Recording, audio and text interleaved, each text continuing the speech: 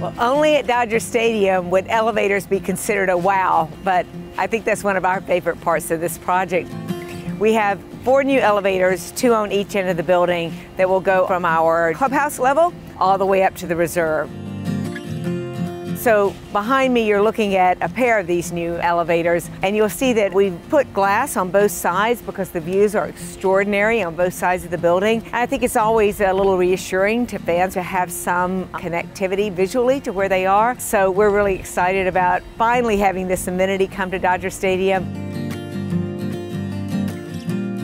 One of our goals for Centerfield was to make certain that it was really easy for all fans to get to Centerfield. And so when we set out to do a 360 around Dodger Stadium, well, we really meant it. So not only can you do that using the escalators and the stairs and moving around the perimeter, but we're also building a bridge that will connect from the back deck of the pavilions, where there's going to be standing room, across a bridge that will come up behind the Golden Road sign, continue over, hit this beam right here on level 3 between the field and loge level, and then fans will be able to either go into the stairwell and walk up or down, or they can continue on the bridge around to the elevators.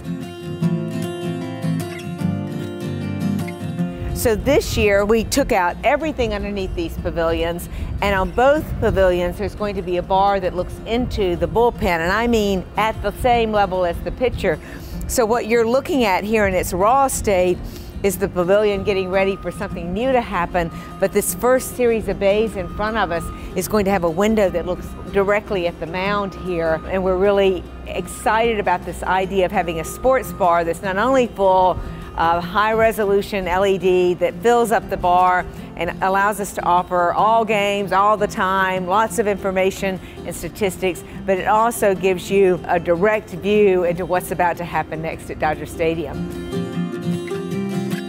As you can see, we have done our best to replicate the original materials of the pavilions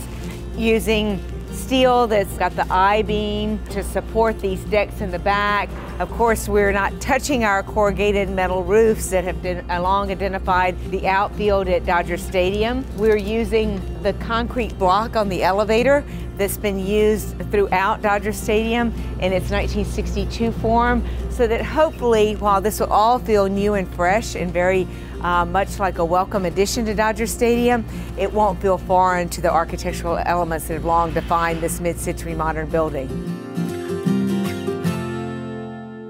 Stan Kasten is fond of saying that every ballpark is really best defined by its postcard view between the 2 foul poles. And arguably, Dodger Stadium not only has the most beautiful outfield in the world, being surrounded by Elysian Park and the San Gabriel Mountains beyond the folded roofs, but it's probably got the most interesting outfield. His assignment to our design team was to make certain that we didn't foul that up, that when this project is finished, that we may have lots of new areas for our fans to experience and lots of things for them to do that didn't exist at Dodger Stadium before, but that the postcard view that the camera sees will not change in any measurable way.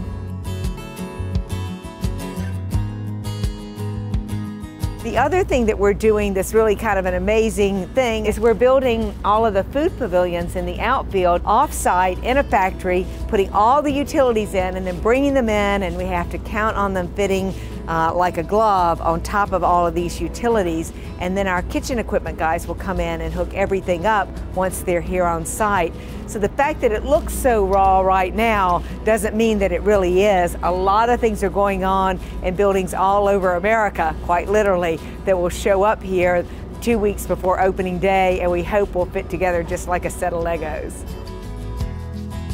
You can see here how much further along the right field pavilion is than the left. And you can see that they've almost finished putting the steel up on the upper level of the pavilion, where we'll have the standing room for those fans who want to watch the game or just the fun of looking out over the plaza. And then here on the porch, which connects all the way through to our window where the game is, there'll be drink rails and tables for standing room that overlook the game itself and overlook the plaza. And on the face of this board will be a high-resolution LED board, as well as a big, large television on the end, so that we'll bring the game out to the Centerfield Plaza, and you'll never feel like you've lost touch if you're out here during the 9 innings of baseball.